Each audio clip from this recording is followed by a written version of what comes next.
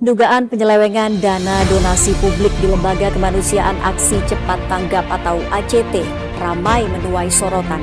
Pengurus ACT ini hidup mewah, enak memang makan duit umat. Saya pingin seperti ACT tapi belum kesampaian.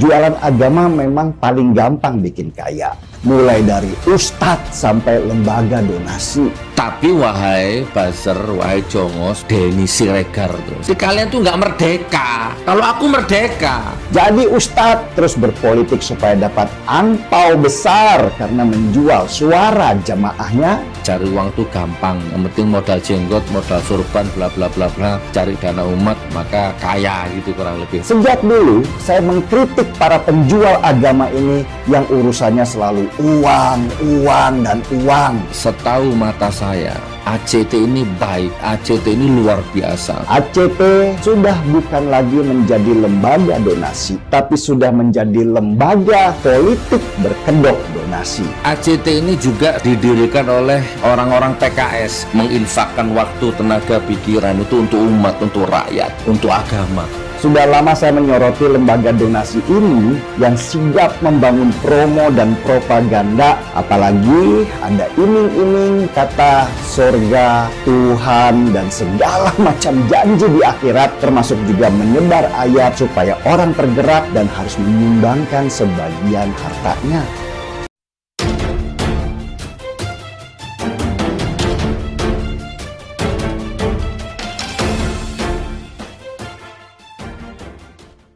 Pegiat media sosial Denny Siregar menyindir gaji dan fasilitas mewah petinggi lembaga filantropi Aksi Cepat Tanggap atau ACT. Media massa baru-baru ini membongkar gaji dan fasilitas mewah para petinggi lembaga donasi ACT. Diketahui gaji petinggi ACT bisa mencapai 250 juta per bulan dengan tambahan fasilitas mobil mewah. Mengetahui gaji dan fasilitas mewah petinggi ACT, Denny Siregar berkomentar melalui akun Twitternya yang diunggah pada Senin 4 Juli 2022. Denny Siregar memberikan komentar sindiran dengan mengatakan bahwa sebenarnya cari duit di Indonesia termasuk paling gampang. Sebenarnya paling gampang cari duit di Indonesia, tulis Denny Siregar. Denny Siregar pun memberikan cara-cara mencari duit di Indonesia dalam tulisannya.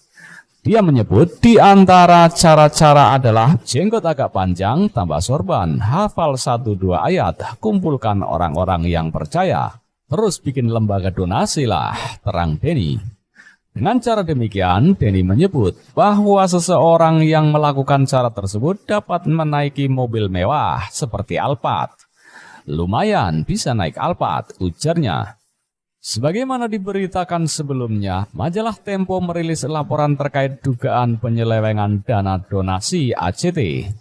Adapun sampul majalah Tempo telah beredar luar di media sosial dan menjadi bahan perbincangan netizen.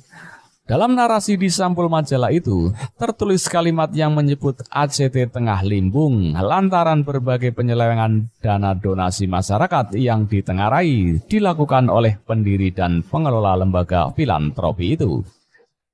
Kantong Bogor Dana Umat, lembaga filantropi Aksi Cepat Tanggap limbung karena berbagai penyelewengan. Pendiri dan pengelolanya ditengarai memakai dana donasi masyarakat untuk kepentingan pribadi.